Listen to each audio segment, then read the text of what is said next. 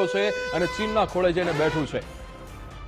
ત્યારે breaking news મળી રહ્યા છે। પહેલગામ એટેક બાદ પાકિસ્તાનમાં જે મોટો ફફડાટ જોવા મળી રહ્યો છે। ફાંકા ફોજદારી કરતા પાકિસ્તાન આર્મી ચીફ મુનીરને હવે ડર લાગ્યો છે। પાકિસ્તાન આર્મી ચીફ મુનીરનો પરિવાર દેશ છોડીને ફરાર થયો છે। પાકિસ્તાની સેનાના અનેક જનરલના પરિવારો ફરાર થયા છે। તમામ ઇંગ્લેન્ડ અને ન્યૂ જર્સી તરફ ભાગ્યા હોવાના સૂત્રો દ્વારા અહીંયા માહિતી સામે આવી રહી છે। ખાનગી જેટથી અનેક પાકિસ્તાની અધિકારીઓ જે છે એ ભાગ્યા હોવાની માહિતી સૂત્રો દ્વારા મળી રહી છે।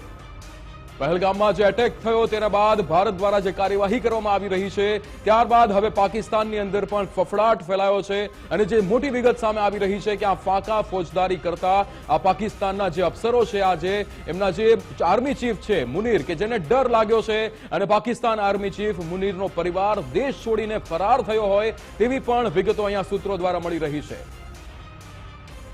આપણી સાથે ન્યૂઝરૂમથી ઉમંગ રાવલ લાઈવ જોડાઈ ગયા છે। ઉમંગ, જે રીતે હવે પાકિસ્તાનમાં ફફડાટ ફેલાયો છે અને ત્યાંના જે ફાંકા ફોજદારી કરતા જે અફસરો હતા હવે આર્મી ચીફનો પરિવાર એ દેશ છોડીને જ ફરાર થયો હોય તેવી અહીંયા વિગતો મળી રહી છે। તમે જુઓ કે એના જે આર્મી ચીફ કહેવાય અધ્યક્ષ છે હવે એના પરિવારની રક્ષા માટે જે પોતે સક્ષમ નથી તો દેશની રક્ષા શું કરશે આ ભાઈ?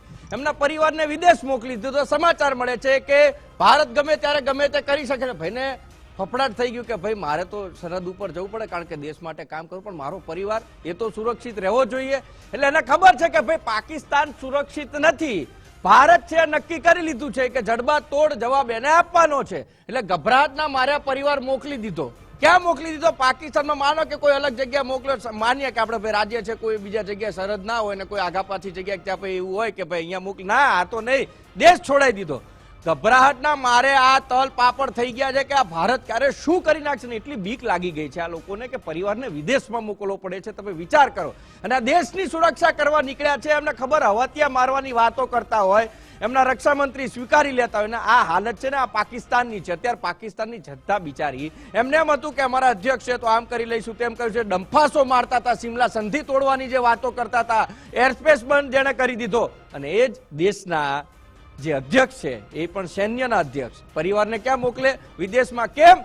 કારણ કે ભારતને પહોંચી વળે ક્ષમતા પાકિસ્તાનમાં નથી, પાકિસ્તાન પાસે એટલું સૈન્ય બળ નથી, પાકિસ્તાન પાસે એને ટેન્ક એ જે ફાઇટર વિમાનો છે એ ભારત કરતા પણ હલકી કક્ષાના અને નીચલી કક્ષાના છે। અને એને ખબર છે કે અમારા લડાકુ વિમાન, ભારતના લડાકુ વિમાન કે પછી સમુદ્રમાં કે જળમાં કે પછી થલ ઉપર કે પછી હવામાં ક્યાંય પણ એનો કોઈ મુકાબલો જ નથી પાકિસ્તાનનો ભારત સાથે। એને હવે એ તો સમજો કે એટલા ઉપરી અધિકારી છે કે એમને આમ તો પાકિસ્તાન માટે એવું કહ્યું છે એમના વડાપ્રધાનને પણ એમના સૈન્યના અધ્યક્ષો ને દેશને ચલાવતા હોય, એટલે એને તો સારી રીતે ખબર હોય કે મારો દેશ અંદરથી કેટલો ખોખલો છે અને મારા દેશ પાસે શું છે, અને એ જ ખબર હોય। અને એટલે ખબર હોય જ એને કે ભારતનો ભાઈ કોઈ પ્રકારે મુકાબલો અમે કરી શકીએ એમ છીએ જ નહીં, એટલે પરિવારને રવાના કરી દીધો વિદેશમાં। ફફડાટ છે અને આ બીક હોવી જરૂરી છે, હજી તો વાર છે।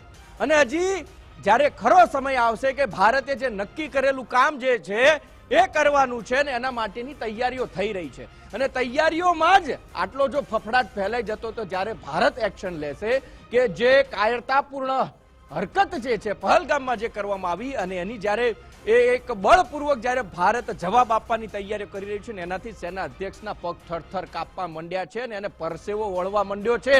રૂમાલ નીચો ને તો ડોલ ભરા એટલો પરસેવો વળી ગયો છે ને એના જ કારણે પરિવારને વિદેશ મોકલી દીધો છે। જેને ખુદ તમે સમજો કે સેનાના અધ્યક્ષને ખુદને વિશ્વાસ નથી અને સક્ષમ નથી પોતાના પરિવારની રક્ષા કરવા માટે, અને એ જ પરિવારને વિદેશ મોકલી દે છે તો જનતા તો આ લોકો ઉપર શું વિશ્વાસ રાખીને બેસશે? અને જ પાછી પાકિસ્તાનની જનતા ત્યાં હાય હાય ના નારા લગાવે। પેલા તમારા સેના અધ્યક્ષને સમજાવો કે સાહેબ તમને બહુ એટલી બધી પડી હોય ને અને તમે આમ ડંફાસ મારીને એમ કહેતા કે પાકિસ્તાન કરી નાખશે તો પરિવારને તો પેલા લાવો, પછી તમે દેશની વાત કરજો। કારણ કે જો એના પરિવારને જે સુરક્ષિત મહેફૂઝ ન કરાવી શકતો એમના જ દેશની અંદર અને આ પરિસ્થિતિ જ્યારે થતી હોય ત્યારે એમ થાય કે આ પાકિસ્તાને ખોટા હવાતિયા જે માર્યા છે ને એને હવે ભોગવવાનો વારો આવ્યો છે કે દેશ જે અંદરથી ખોખલો કરી નાખ્યો છે આ સૈન્ય અધ્યક્ષોએ।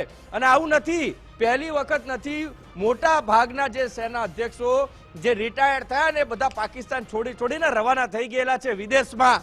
એટલે પાકિસ્તાનની જનતાને લૂંટી લીધેલી હોય તોય આ સેના અધ્યક્ષોએ અને બરબાદ કરી હોય તોય આ સેના અધ્યક્ષોએ, અને એના જ કારણે જ્યારે જડબાતોડ જવાબ આપવાની તૈયારી ભારતે કરી લીધી છે અને થરથર કાપતા પાકિસ્તાનના સૈનિકોને એમ છે, કારણ કે 93,000 સૈનિકોને પગે પડાવ્યા હતા ભારતે, અને ફરીથી પગે પડાવવાનો વારો આવી ગયો છે પાકિસ્તાનને, અને એની તૈયારીઓ થઈ ગઈ છે ઓપરેશન ઓલ આઉટ. જી બિલકુલ ઉમંગ, સમગ્ર માહિતી સાથે જોડાવા બદલ આપનો આભાર.